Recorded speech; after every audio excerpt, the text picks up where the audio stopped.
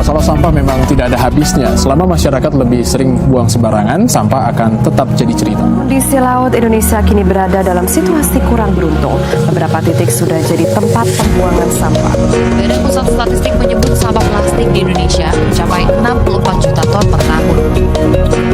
Sebanyak 3,2 juta ton merupakan sampah plastik yang dibuang ke laut.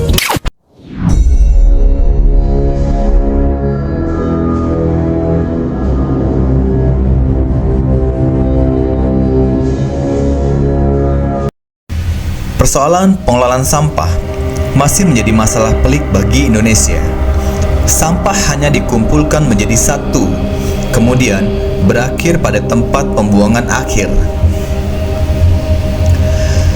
Akan tetapi, timbunan sampah yang menggunung di lokasi tempat pembuangan akhir ini memiliki dampak buruk bagi kesehatan manusia, juga kelestarian lingkungan. Timbunan sampah yang menggunung itu selain menimbulkan pencemaran lingkungan, juga menambah produksi gas metana dari sampah.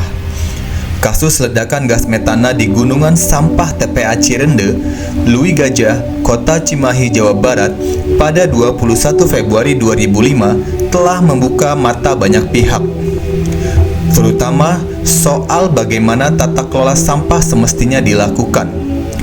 Bukan saja karena telah memicu terjadinya longsor di Kampung Cilimus dan Kampung Pojok, ledakan metana itu juga mengakibatkan 157 orang kehilangan nyawa. Mereka umumnya adalah para warga. Tak sedikit dari mereka berprofesi sebagai pemulung. Sejak peristiwa itu, seluruh pemangku kepentingan dalam penanganan sampah mencari cara untuk mengatasi permasalahan ini. Salah satu sosok yang saat ini berusia 34 tahun yang sudah terjun ke dunia pengolahan sampah, Bapak Lukman Nurdiansyah, memberikan keterangan terkait bagaimana seharusnya pengolahan sampah yang baik dan benar.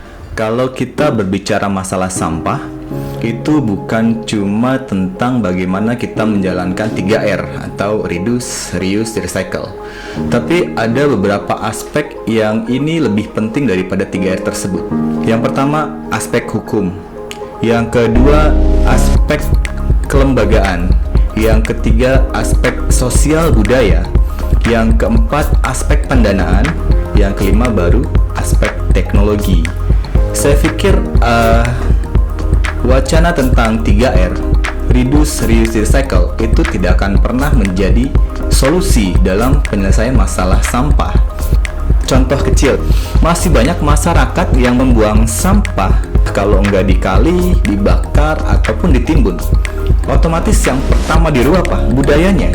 Minimal ketika para masyarakat Indonesia belum mampu untuk melakukan pengolahan, lakukan pemilahan. Kemudian masuk lagi aspek hukum. Budayanya sudah oke, hukumnya tidak berjalan. Karena apa? Harus ada punish and reward, sehingga memicu atau menjadi trigger bagaimana pengolahan sampah atau pemilahan sampah bisa terjadi. Faktor lain apa? Kelembagaan. Harus ada beberapa instansi dalam mengatur undang-undang tersebut. Yang keempat itu faktor pendanaan. Pendanaan ini menjadi hal penting bagaimana teknologi itu bisa dihadirkan.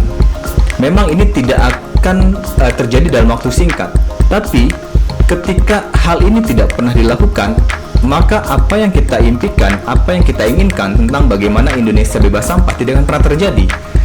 Semoga 5 aspek tersebut bisa segera dihadirkan di Indonesia. Harapannya apa? Harapannya agar Indonesia bisa lebih baik dalam melakukan pengolahan sampah. Sehingga apa? Kita tidak mewarisi tumpukan sampah kepada anak cucu kita. Jangan sampai nanti anak cucu kita yang merasakan dampak tersebut. Begitu sih menurut saya.